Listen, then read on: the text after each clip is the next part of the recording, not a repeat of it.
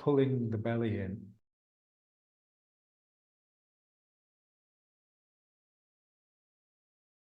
So as you pull the belly in, you're really trying to separate the vertebra a little bit. And then you can just sort of alternate the hands a little bit to get a bit of a wriggle.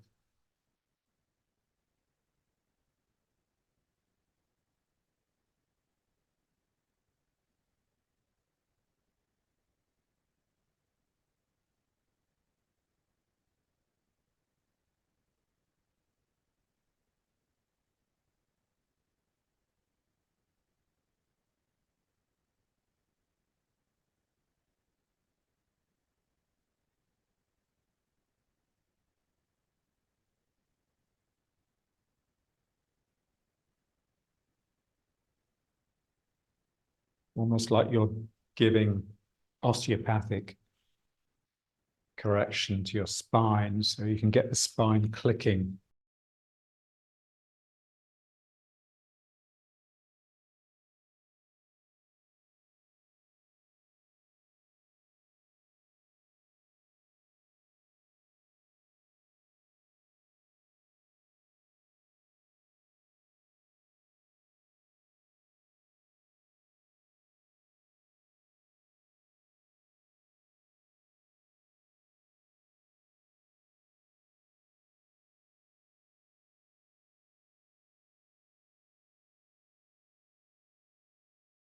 Quite useful doing it when you're sitting down because the hips are pretty much immobilized.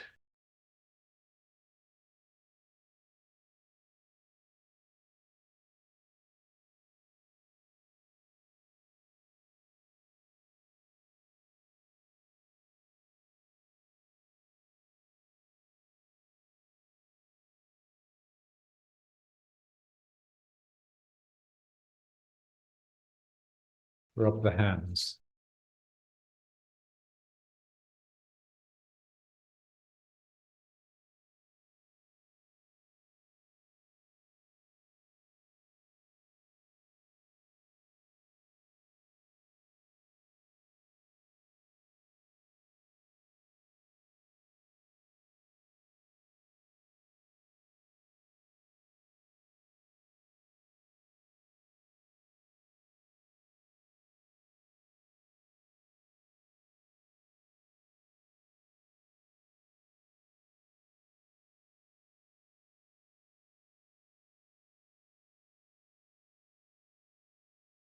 Placing the hands on the down chin.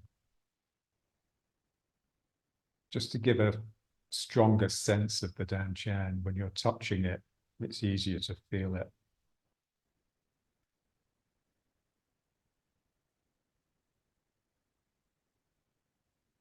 The truth of touch.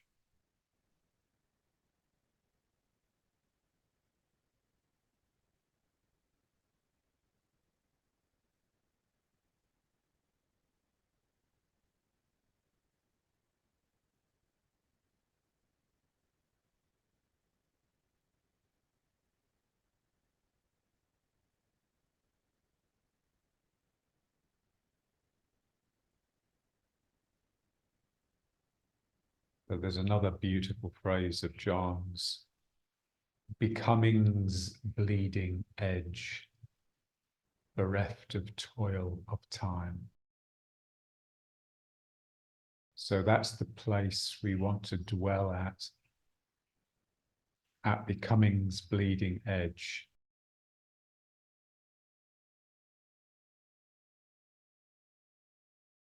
So your presence, your presenting of yourself is a bleeding. It's almost like leaking energy out. Like I always think of the amoeba, the way it moves by just its shell breaks and then its insides flow out and then a new shell forms. So this sense of spilling out of yourself, that's awareness. And that's prayer.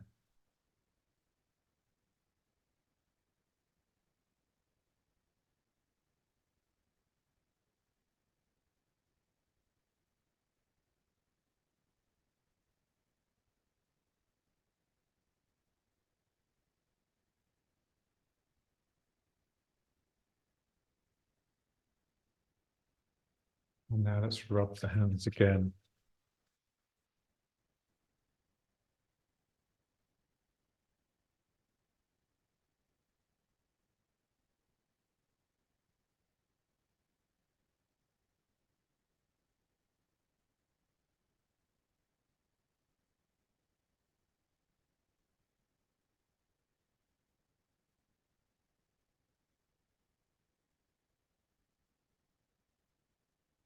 And now just placing it on the heart.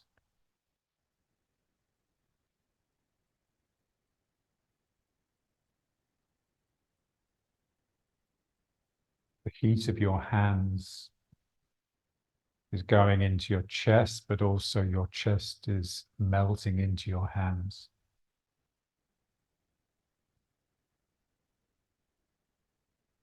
So there's a sense that the chest is expanding.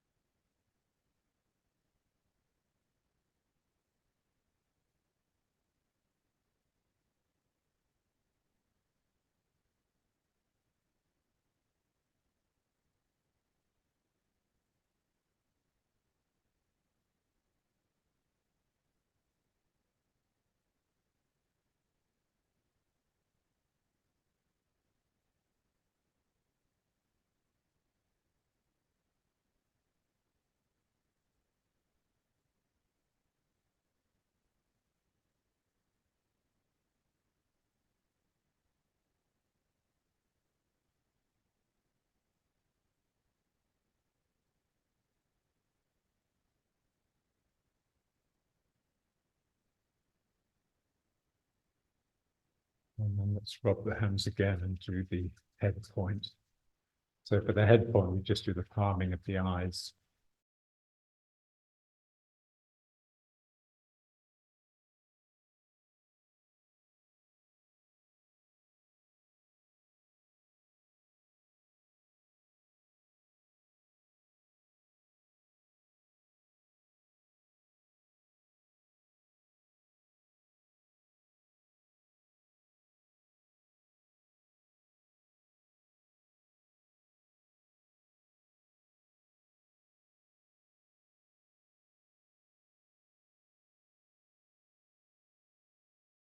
So ostensibly for the eyes, but really just to get a focus into that head point, tip of the tongue on the roof of the mouth.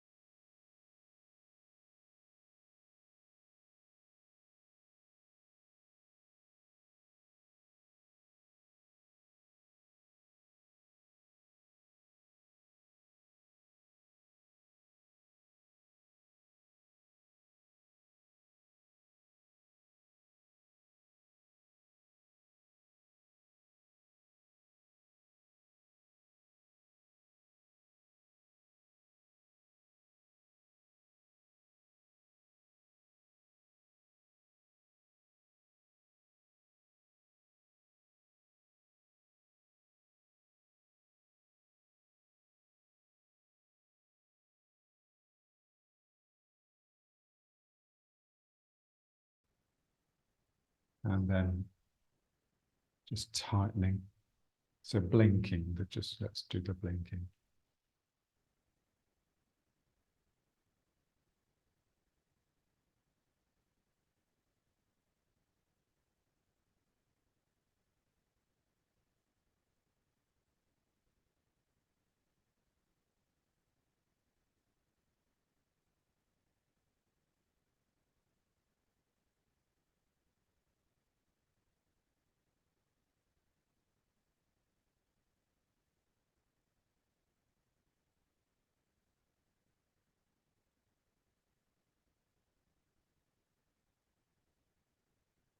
And now let's just place the hands on the dantian again, the lower dantian.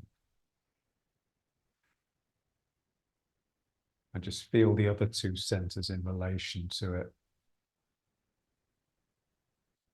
So in Tai Chi, correct posture is the alignment of these three centers, the vertical alignment. So the heart has to feel full, like your chest is expanding out a little bit, and the back is really straightening. And the head should feel empty, like it's full of hot air, it's wanting to float upwards.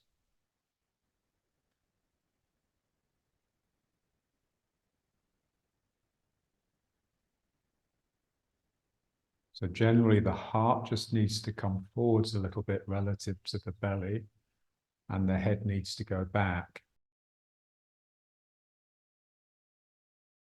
It's really just straightening out the spine, trying to reduce all of the curvatures. So we've got the lumbar curvature, the thoracic and the cervical, just trying to straighten them out, and that will just make the spine lengthen.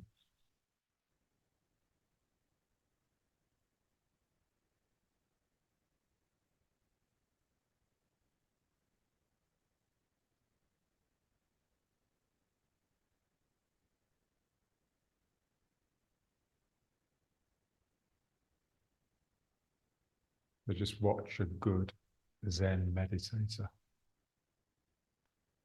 Their chests are quite proud, but their chins are really pulled in.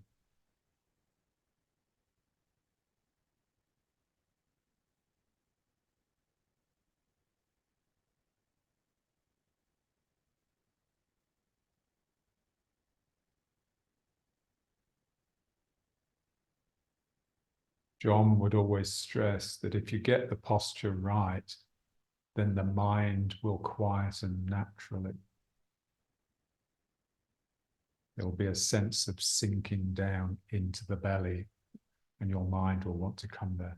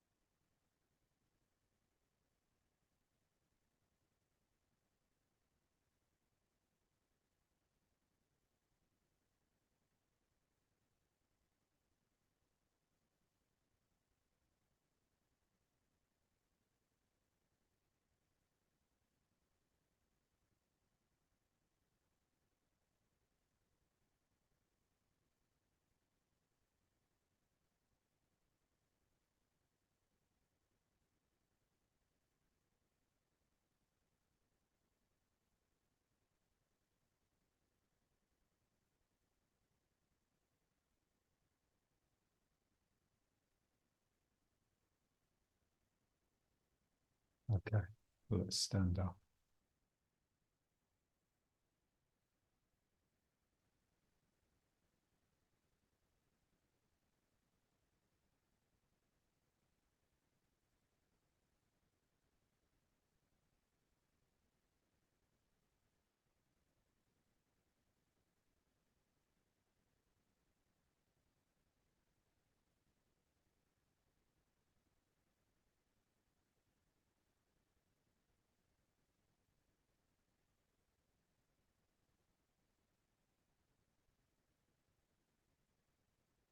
moving from leg to leg.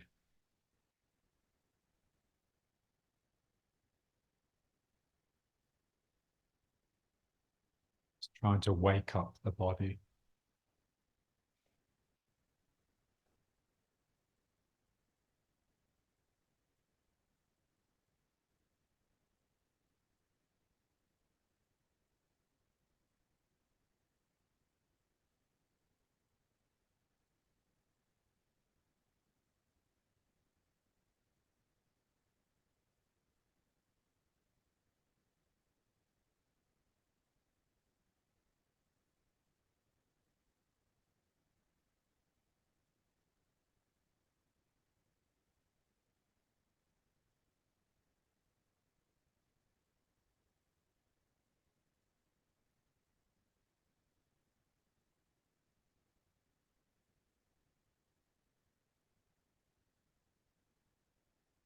Feeling the two muscles in the leg. The muscle that's bending the leg and the muscle that's straightening the leg. So the hamstring and the quadricep.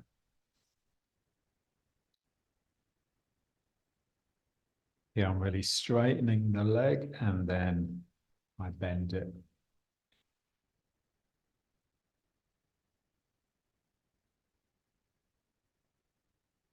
You want to feel that point at the extreme where the two muscles are both working together. This is really straightening the leg, and that's kicking in the hamstring.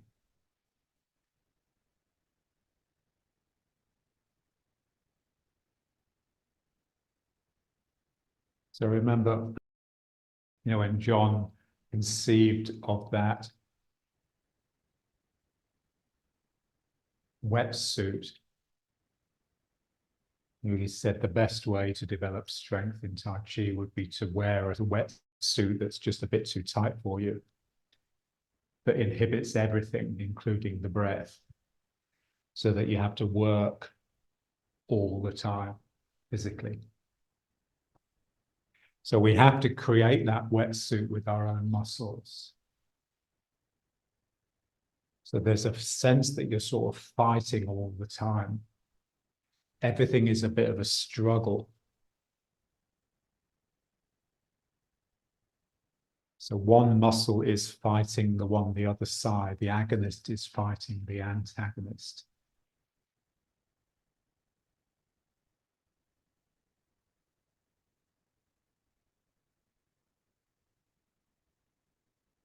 So this is the correct tension that we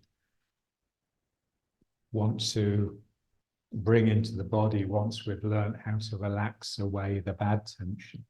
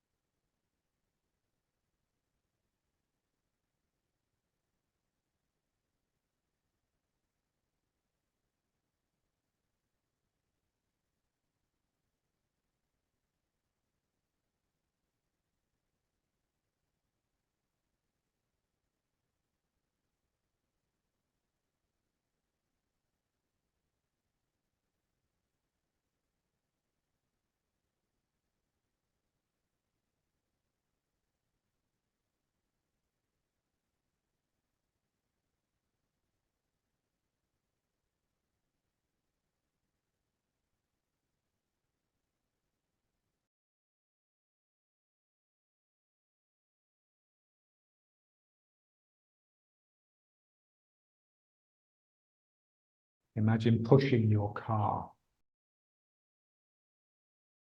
It's heavy, so you really have to sink down into your legs and just get that heave into your shoulder. And then slowly the car would start moving.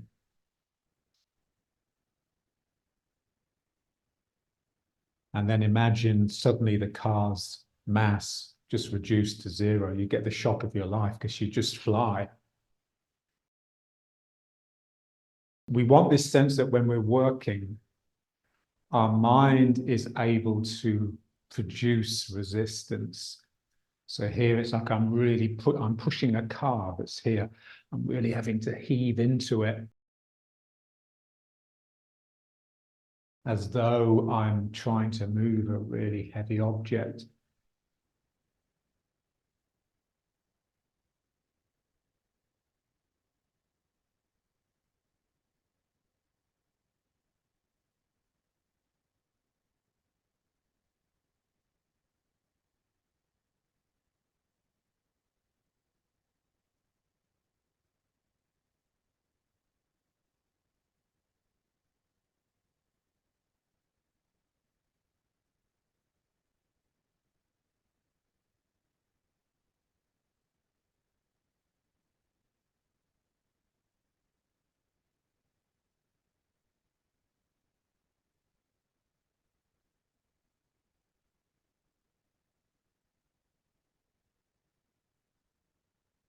And then let's go into the breathing.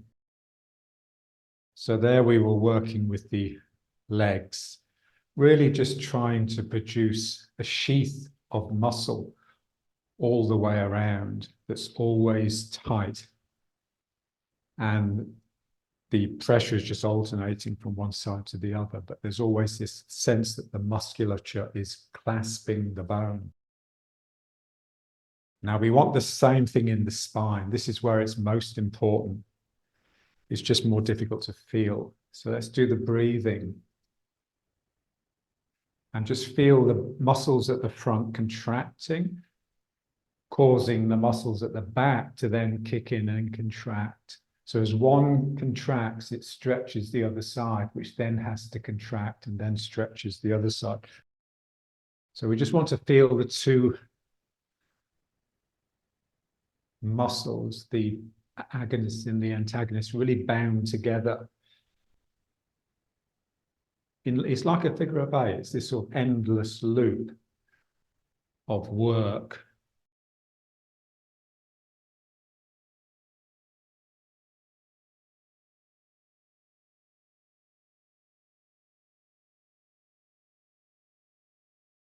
Same as when we were sitting down and we did this exercise to get that movement into the Ming Men region. It's exactly the same thing. So if you twist it, if you just alternate the hands just a little bit, then you can just work a bit more intensely.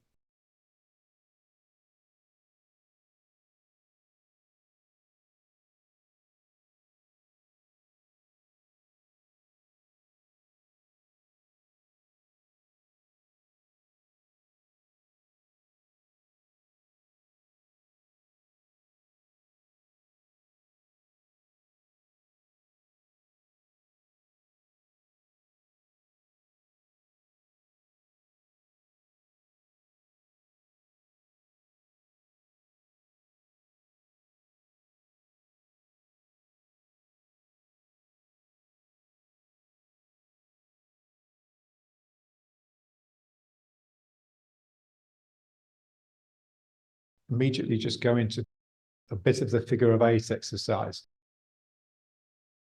This is what this exercise should do, really. We should feel it really pulling into the core at the same time that something is expressing outwards in the movement. So it's wriggling it into the body. It's trying to get down into the musculature around your waist.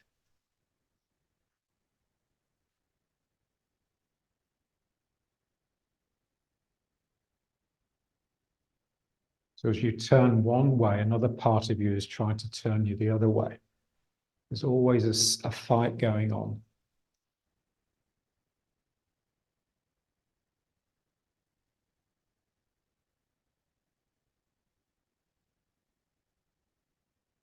And you can get this into the legs. So it becomes a bit like the moving side to side exercise.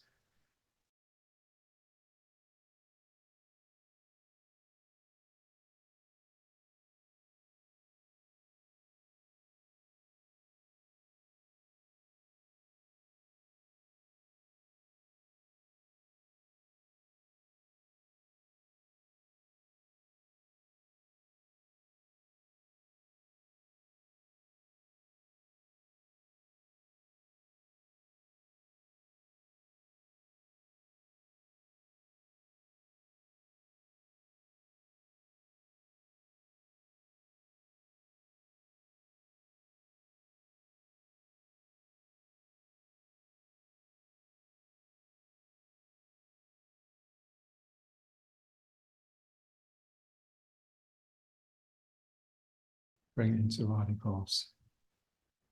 Just try and get the feet focused in a little bit. Your toes are converging, but your heels are diverging.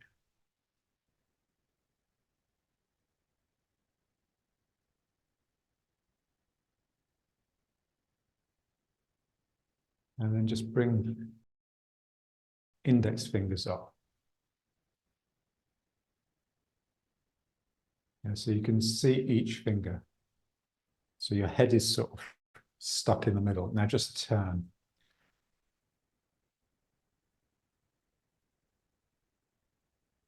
So your eyes are with your fingers rather than with the room. The eyes are letting go of the room. They're just scanning. And everything's blurred. There's a sense that your eyes are looking inside rather than outside.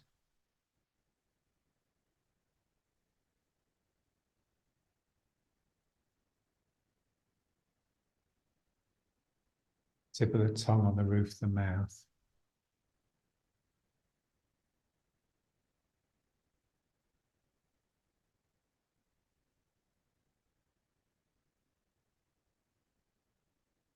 But the first exercises we did really woke up the legs, hopefully.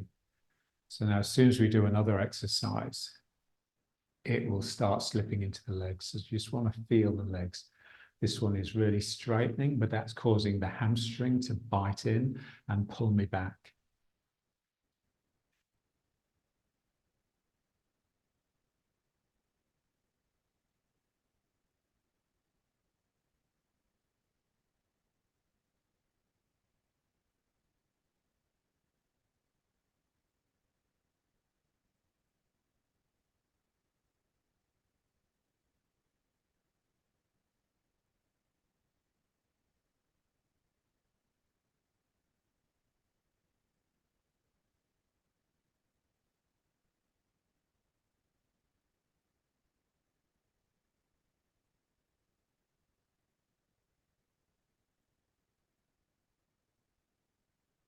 And then just let it go. Just bring the hands down. Just let the arms swing.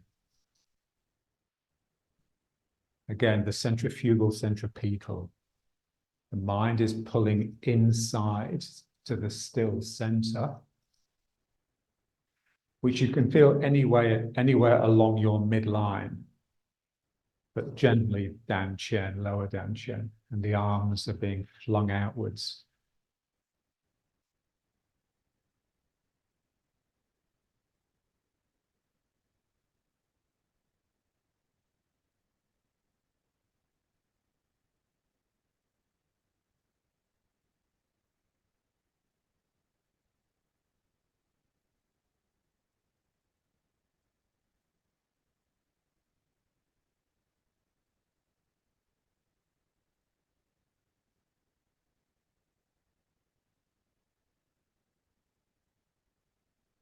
Strength and tone in the waist, in the muscle belt above the hips.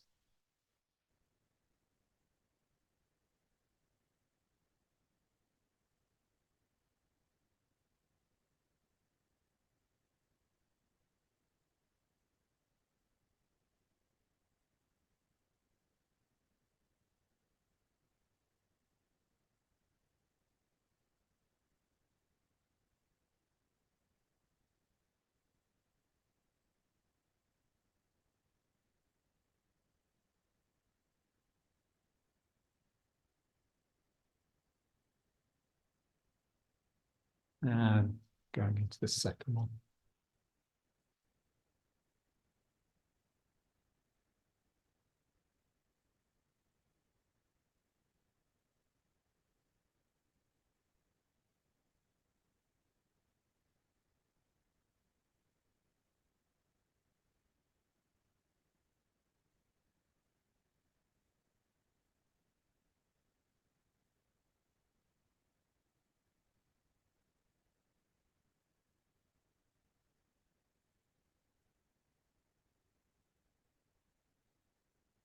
Even though the arms are loose and are being flung around by the centrifugal force, you still want to keep a sense of real tightness in your core.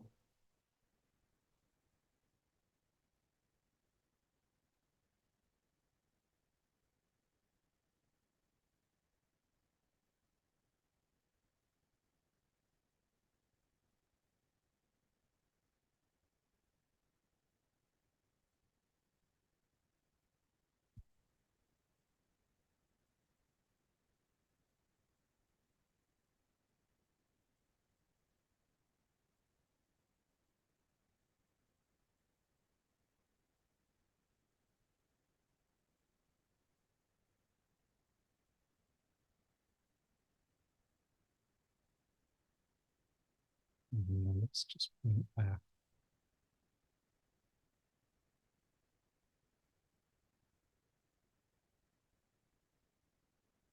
So the draw into the dantian helps, allows the sacrum to relax across itself. So the pulling in here allows the legs to grab the ground.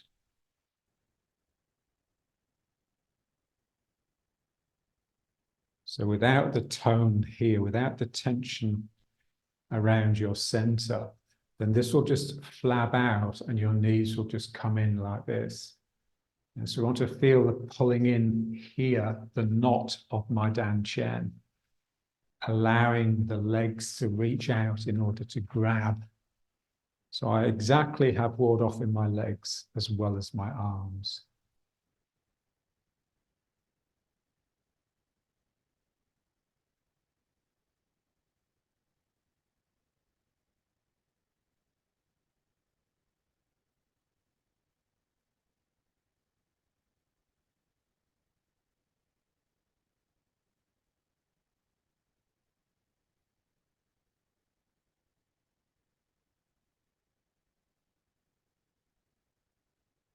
Now let's try the one where we do the circle with the hands, but trying to use my legs to go down rather than bending forwards with the back too much. So I have to sink.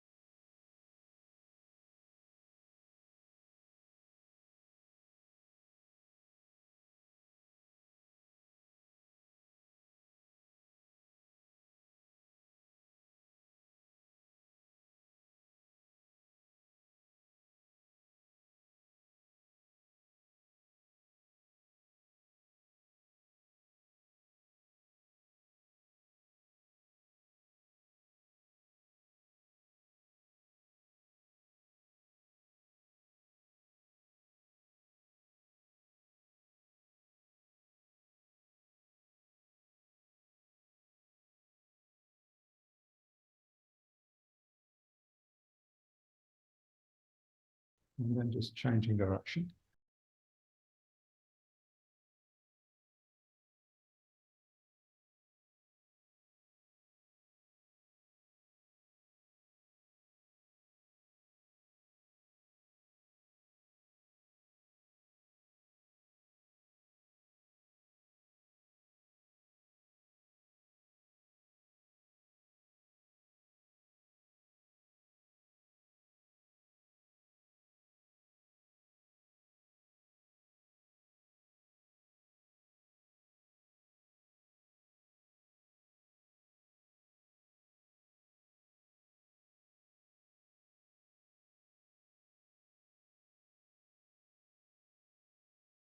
And then just winding it down.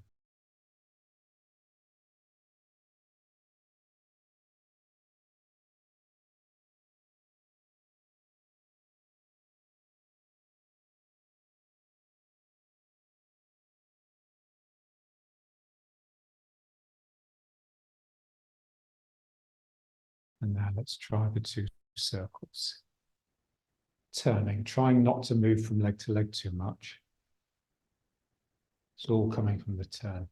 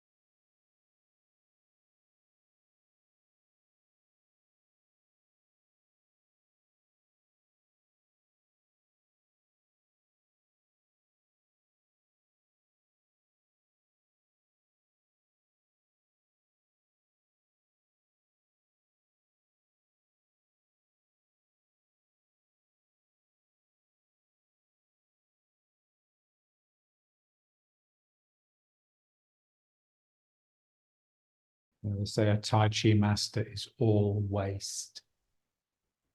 So the sense that this strength and really springy, dynamic musculature here extends all the way down, especially to the feet. So your legs become part of your waist. It's like the lower part of your waist. So it's all happening here, but it can extend down.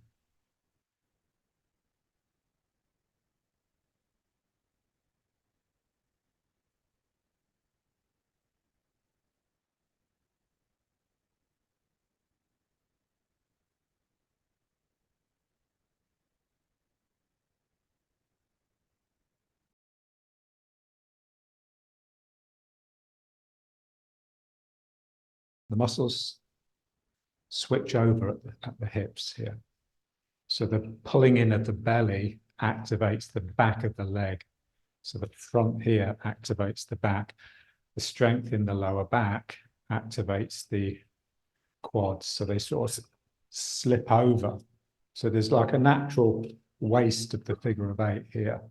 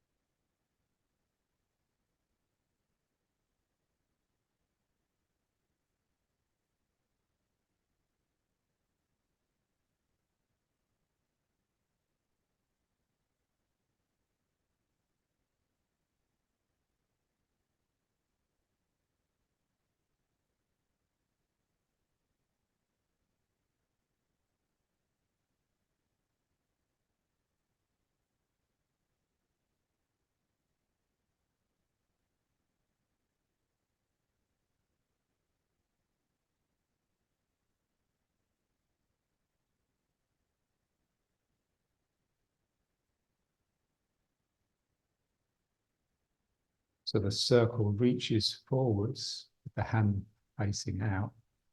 And then as I turn back to bring the hand in, the hand turns over. So just like in pushing hands, remember you push, and then as you yield, the hand turns over, so the palm is facing up.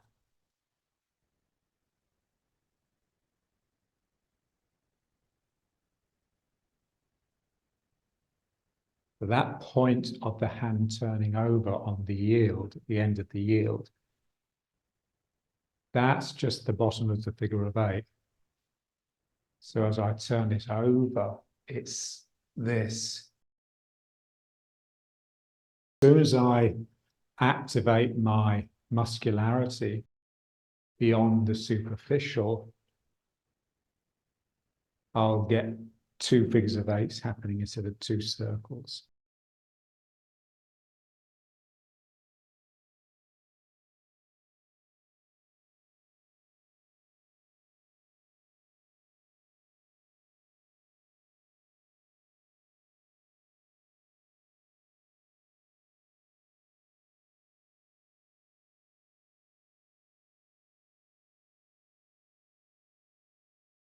turning this way. The hand is already coming back and is looping around the back foot. And then the hand turning over is just me coming back up the figure of 8.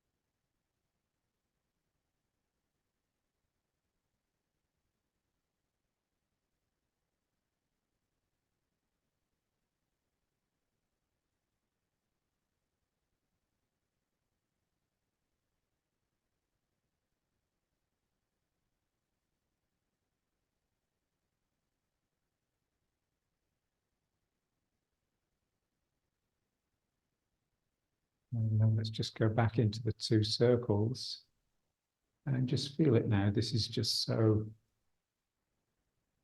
beautifully light compared to the figure of 8. But, you know, it's very much like a surface activity, largely because it doesn't really get into our own body. It's very much something that's happening in front of me. When you get the figures of 8s going, they really dig into your core, or they should. It's possible just to get the figures of 8s out here with the hands, but what I'm wanting is to get it from the spine, and then it will sock down into my down chin. And the circles won't really do that because they're just too easy. There needs to be difficulty. Otherwise, the spirit doesn't have to wake up. And if it doesn't have to wake up, then it won't.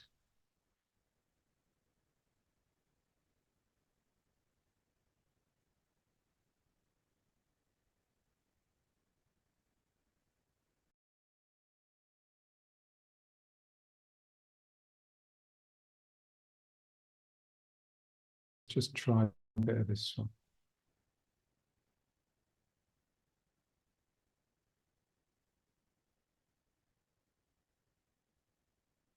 Try not to put the heel down. It sort of touches, kisses the ground. It doesn't. You don't really put your weight into it because the weight's coming into the foot that you're bringing the heel up from. So when the other heel goes down, it really does just touch the ground lightly.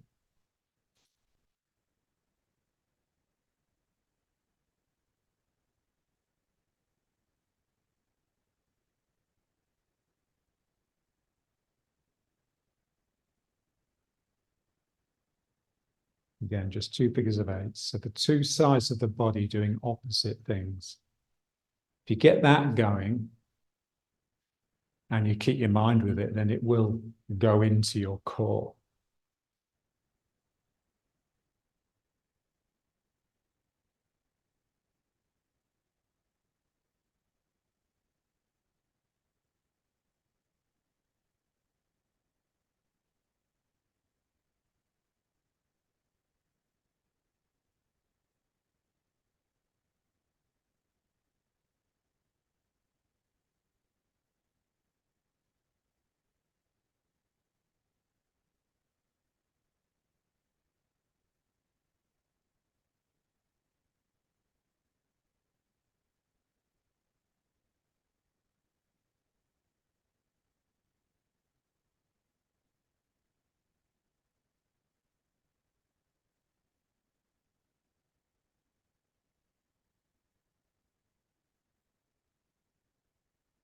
So we want the feet to be strong enough so that we feel relatively stable doing this. Remember when we started doing it?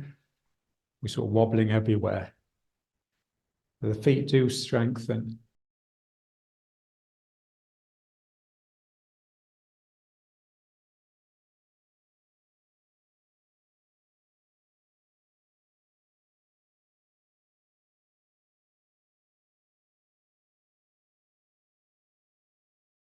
Now let's just sway. Let's put the hands on the danchan.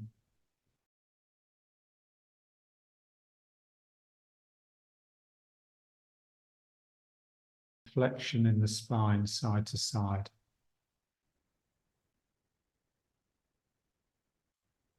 So the dantian is still, but the head is moving as much as it can. And really tip the head over. It's like you're draining water out of your ear after a shower.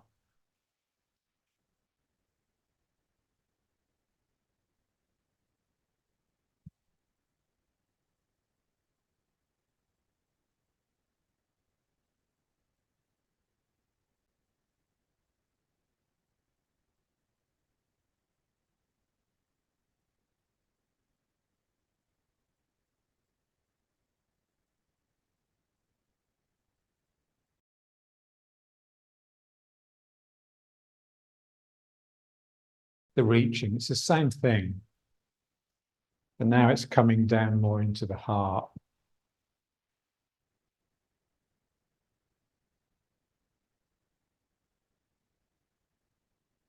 I want the feeling that I'm sinking into the opposite foot. My mass is sinking down into the leg. My spirit and my mind is reaching up to the ceiling. I want to feel the separation, body and spirit.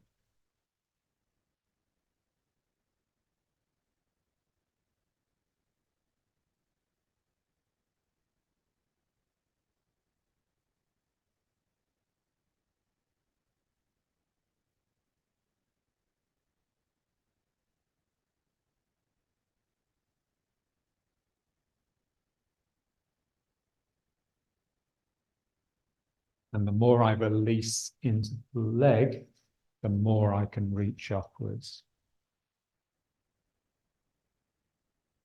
If everything's together, then it's just locked, stunted.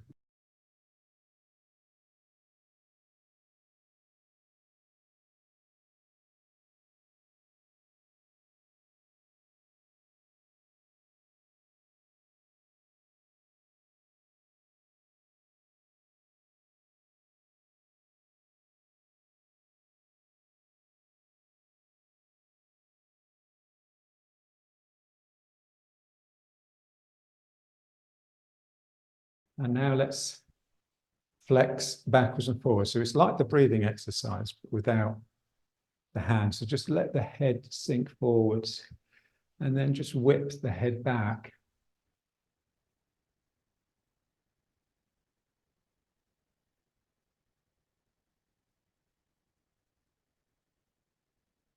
And just feel this point here where something in the spine really has to push forwards to allow that back bend.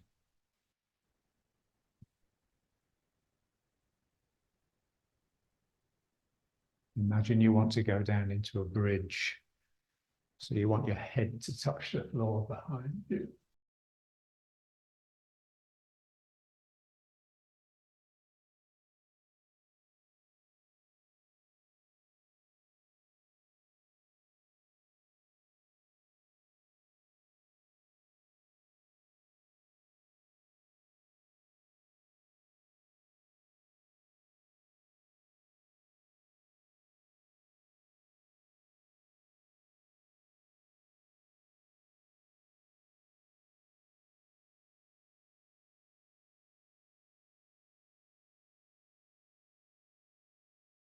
And then reaching forwards.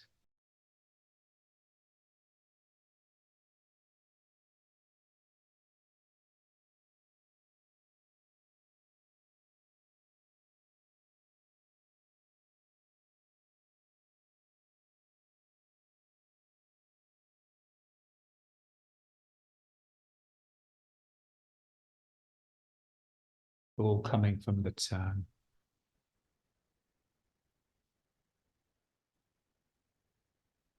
And the turn is produced when the hamstring on one leg operates and the quad on the other leg operates.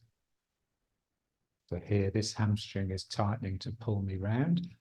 This quad is tightening to straighten this leg. So just try and feel the alternating in the legs. The back of one leg is working, the front of the other leg is working.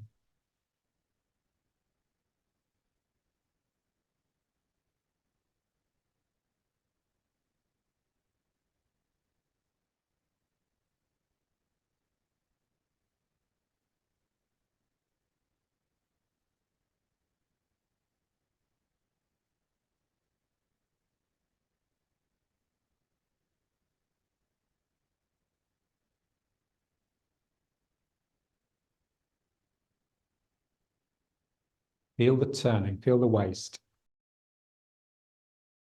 People get confused between the waist and the hips. The hips are bones. It's just these two bones here, and I can turn these two bones like this. The waist is a musculature above the hips. So when I get the waist moving, I can get it moving independently of my hips. So I can keep my hips. So the best way to exercise the waist really is to do it when you're sitting down, because the sitting immobilizes your hips. So here, the hips are moving, but it's the waist that's moving first. So something works here, and that turns me, but it turns me with a real, like, emotional intensity. It's like I really mean it. So it's like I'm almost getting angry. Whereas when I'm gliding around from the hips, I can stay emotionally immobile. And just feel the musculature here, the waist, claiming the legs. The legs are part of your waist. When your waist is working well, the legs are part of it. So the waist reaches all the way down to the ground.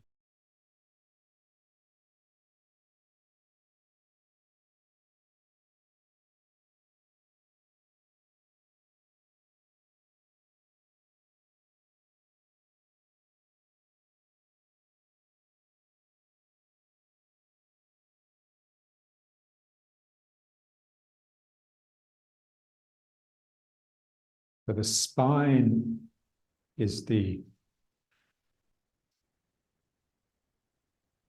vertebral column, but really the spine is all the vertebra really bound together with this core musculature. So it's not just a set of bones, it's a machine that can really sway and wriggle. So it can get movement like this, up one side, down the other, as well as just flexing backwards and forwards.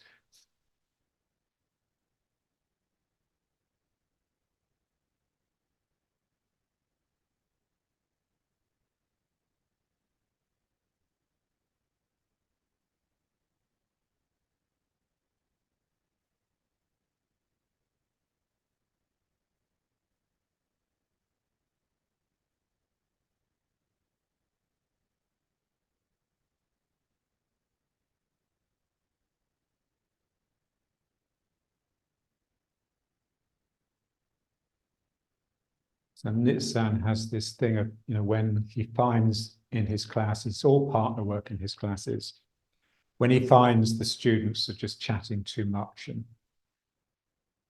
not really concentrating, he just gets them to do something that's very difficult, that requires their full attention. This is what we're trying to do all the time in the work, even though the exercises that we exercise at are simple, we can do them easily. We want to find ways of just making them difficult, forcing the mind to remain with them. Because if the mind wanders, you're as far from the Cummings bleeding edge as can be.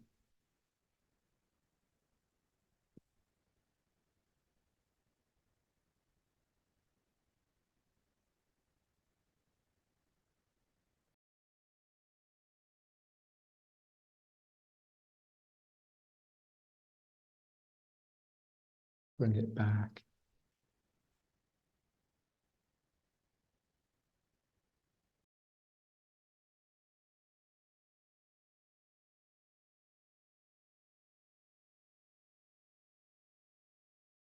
Keep to a yielding mind. That's the admonition in Tai Chi. That's the order. That's what we're trying to do. Pray ceaselessly. It's the same thing, really. What that really requires is that we focus on the other side, the dark side, rather than the side we're used to. So when we're standing and riding horse like this, obviously these muscles are having to work as gravity is pulling me down. and I'm having to push against the ground to stop myself from being pulled completely down. And now what I want to do is just feel the muscle the other side. So I want to somehow kick in the hamstring so that my hamstring tightening can bring me down, so that my sinking is not simply me letting go to gravity. My sinking is me doing real work to pull myself down. We do these exercises to activate the hamstrings so that we can just kick them in whenever. So I can stand here and just bring tension into the back of the legs and just feeling what that does to the mind. It's like a ruthlessness. You just come in to this quiet, still, cold core and just operate.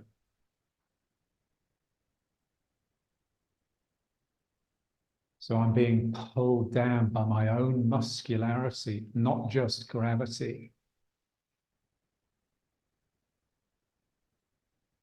And it's very much a sense, because it's behind here. The sinking is very much behind, and the rising is very much in front. So John was very big on this circuit here, the opposite of the Chinese one. So down the back and up the front.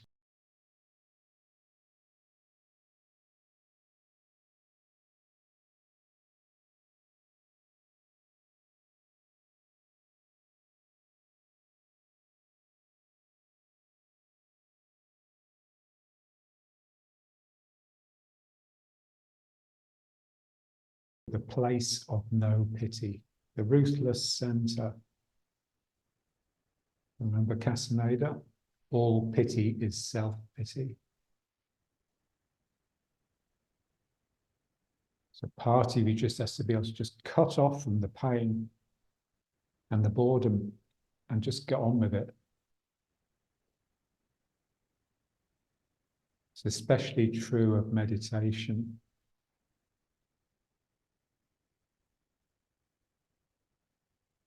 So I'm tightening here. That will push the knees out, open the hips, and it will just naturally draw my mind, especially the activity in the front here, which is the activity we're trying to quieten down. It's like it's earth. It's all sucked down into the dantian from where it can just dribble into the ground.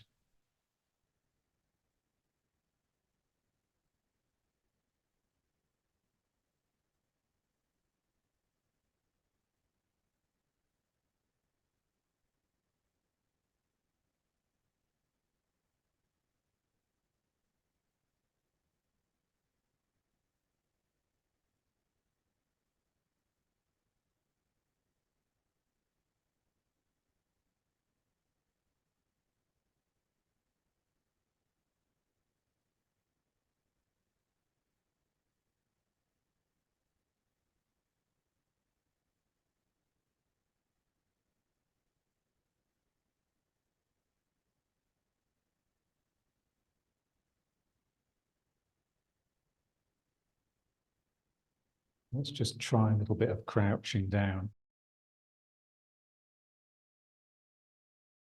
This is important.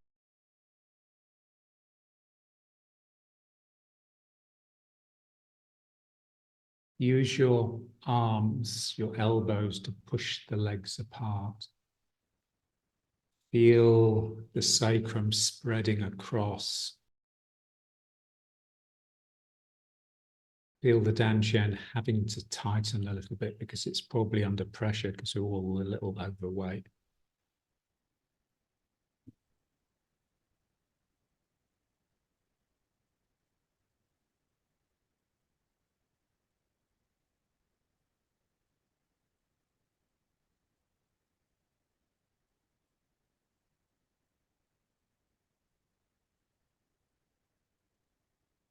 Now let's just move around a bit. So just bringing the hands onto the ground, bring some weight into the arms. And then just stepping back, like you're going to do press-ups with the hands close together.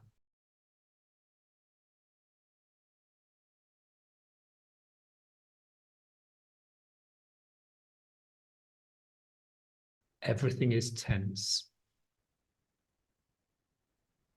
Every movement is really meaningful because it's having to work against tension. And then just bring one foot up and just stretch into it. So one hip is opening and the other quad is really stretching.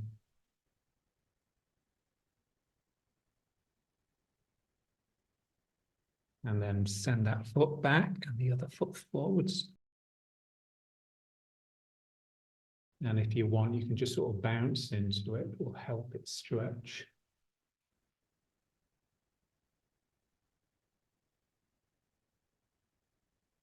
And then one foot back and the other one forwards.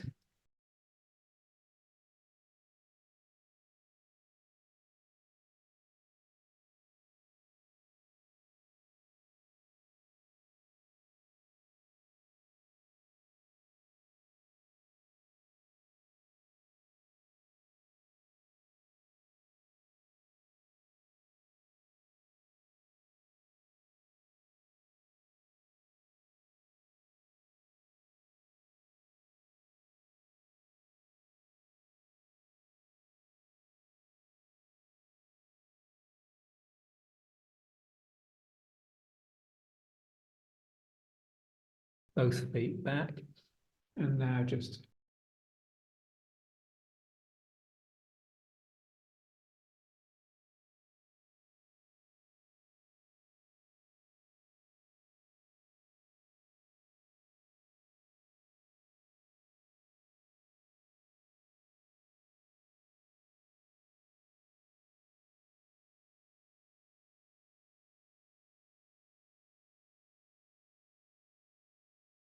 back into a squat.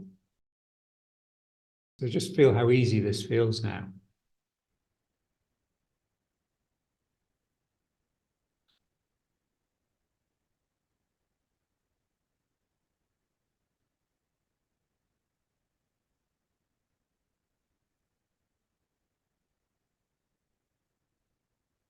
So 20 minutes of my daily meditation I do in this position.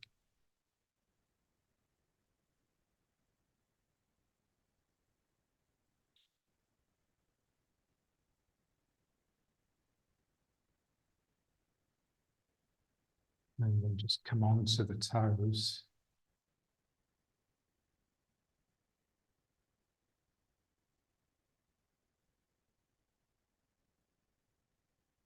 And then just rock back onto the heels and reach forwards, head down. You'd like to be able to kiss the floor with your forehead. And if you see someone do it, it just looks amazing because their shoulders get lower than their knees. And then just come back onto the toes and bring the hands back up into prayer posture. And then again, reaching forwards with the hands and back with the heels.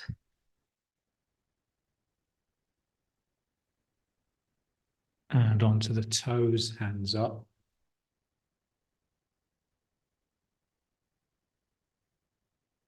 And one more.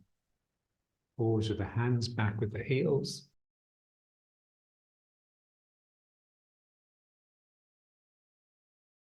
And then onto the toes, hands up. And then just straighten the legs.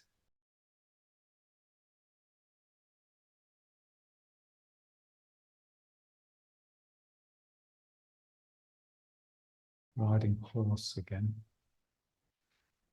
And now let's just figure about the two circles, but the loop is continuous now.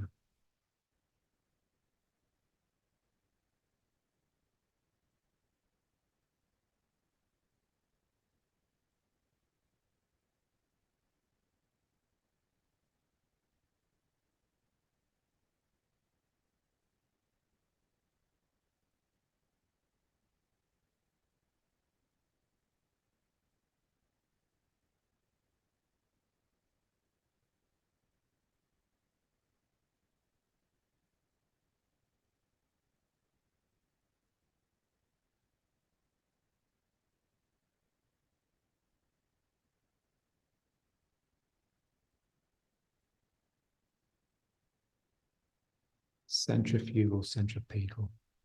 Part of me is releasing into the exercise. Another part of me is seeking the still center.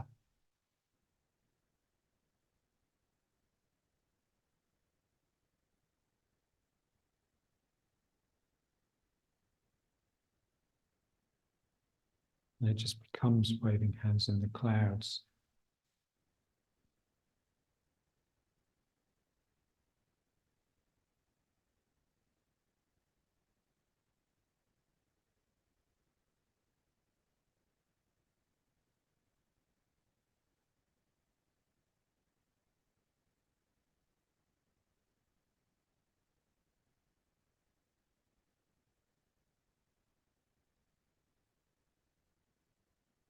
Becoming's bleeding edge.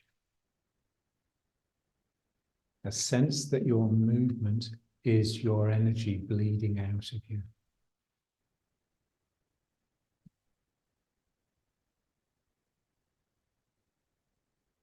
The energy bleeding is what's dragging the movement along. And what opens the gates and allows you to bleed is the spirit.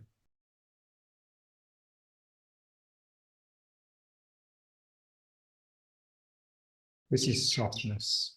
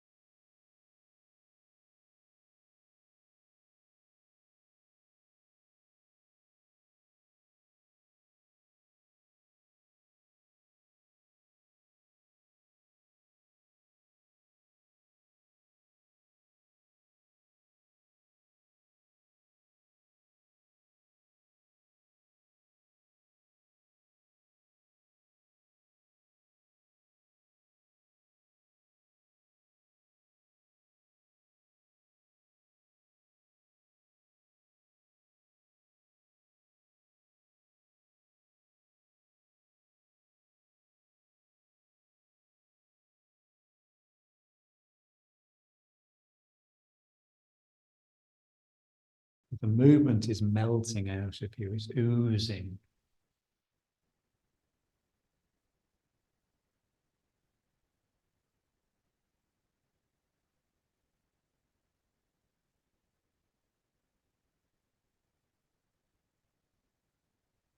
So think of a viscous liquid. Its viscosity inhibits its movement, and yes, it still moves.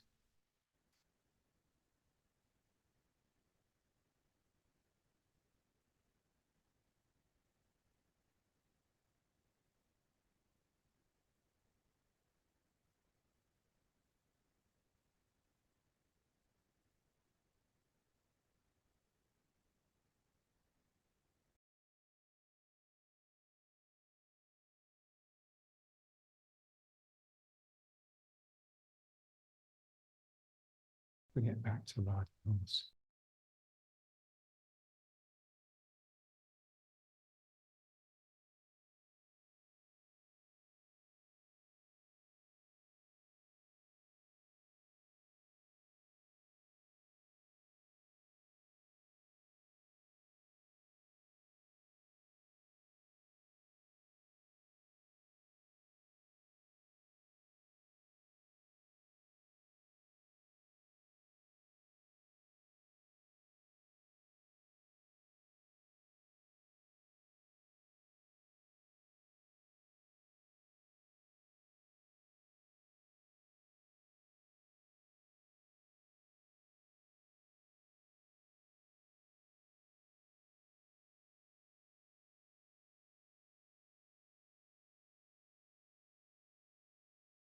And then let's just bring it up instantly into this. And to feel that this is always there in the background, even when we're standing and riding horse.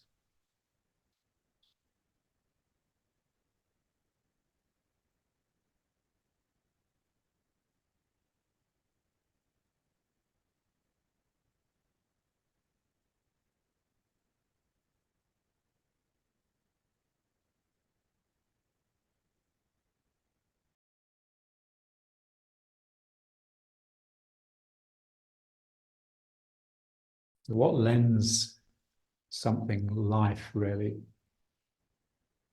is it becomes possessed by higher harmonics. So there's higher frequencies inside this standing still. So first of all, I need to separate the two sides of my body in order to get these either two circles or two figures of eights.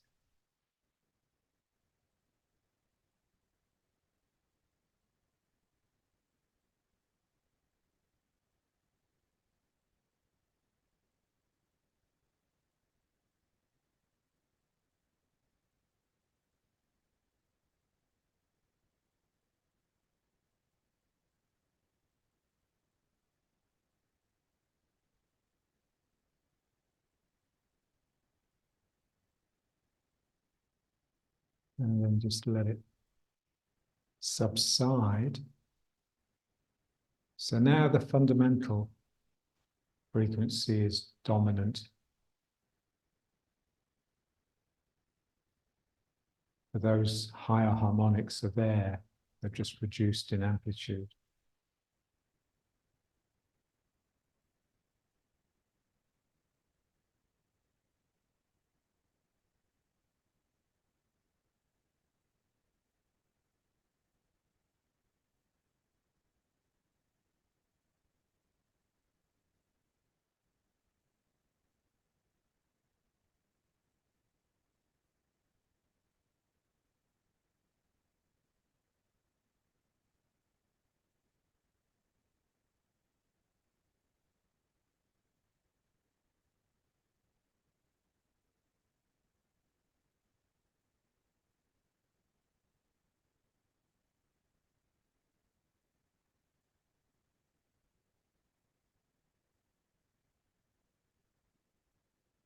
So there's another lovely phrase of John's: faith's embrace of hope.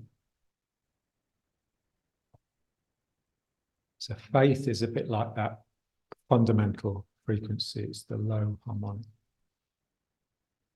So the past is from where you come, it's the mind that pushes you out of yourself. And then hope is like just the future really, it's all these possibilities, this infinite array of possibilities. So each one of them is like a little spark that can fly off. And then the embrace is just love. It's just the present.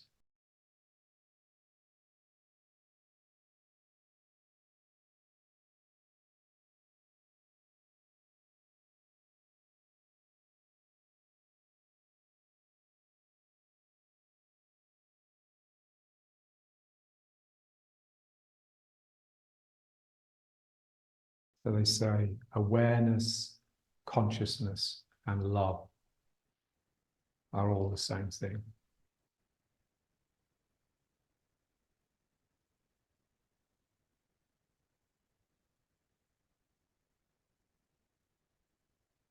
And John used to say, love is simply giving. And so, awareness is not thinking about things. It's not having things in your mind. Awareness is just being at that bleeding edge and just endlessly seeping out into the world. And we just want that to become so natural that we just can't do anything else. We can't do it any other way. So that's the work. And it requires a different personality.